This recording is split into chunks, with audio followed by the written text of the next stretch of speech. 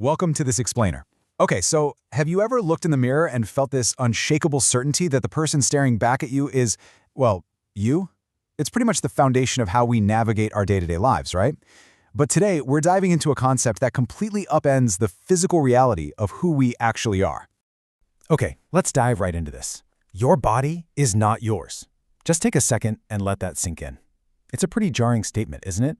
It almost feels a little offensive to our common sense. I mean, we all operate under this strict assumption of ownership. My hands, my eyes, my voice. But the source text we're looking at today doesn't just question this ownership. It flat out denies it.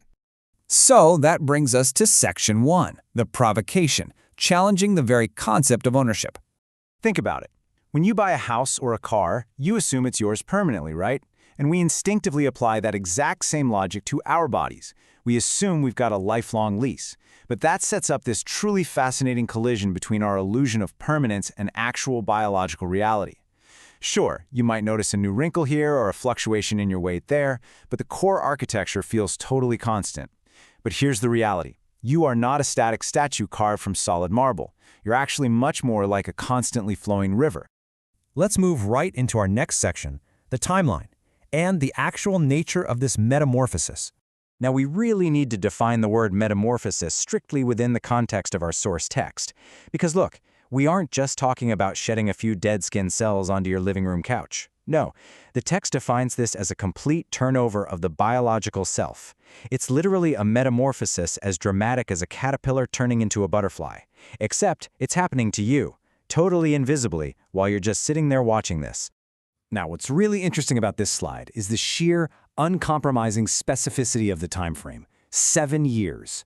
According to the source material, this isn't just some random biological chaos. It actually operates on a relentless, highly predictable cycle. It's like a ticking biological clock that literally never stops.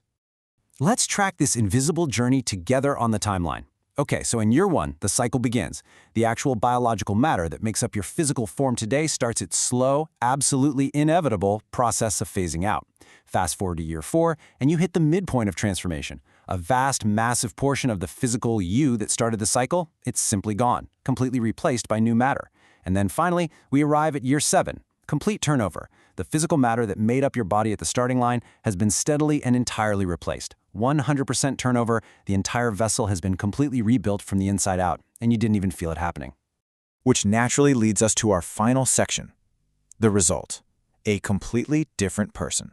Because if this total biological turnover is actually true, we arrive at this inescapable conclusion straight from the text. You become a completely different person.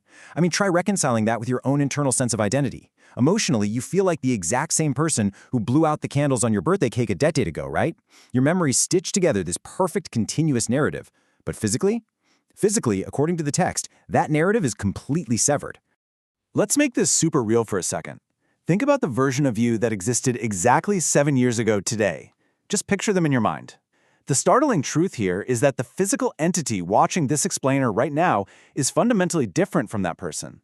Sure, the architectural blueprint might look incredibly similar, but every single brick has been 100% swapped out. And this brilliantly illustrates the step-by-step reality of our physical existence.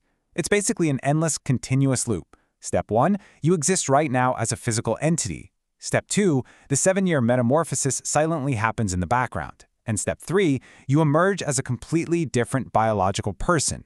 It's this quiet, ongoing cycle of destruction and recreation that you're totally oblivious to as you go about your day. Which really just leaves us with this massive, lingering philosophical question hanging in the air. If every 7 years you become a completely different physical person, well, who are you right now? If your body is just this temporary lease of matter, where does the self actually reside? Are you literally just your memories, your consciousness? Because according to our source material, you are absolutely not your body. Thanks for joining me on this deep dive into the explainer, and I highly encourage you to keep questioning the world and the body around you.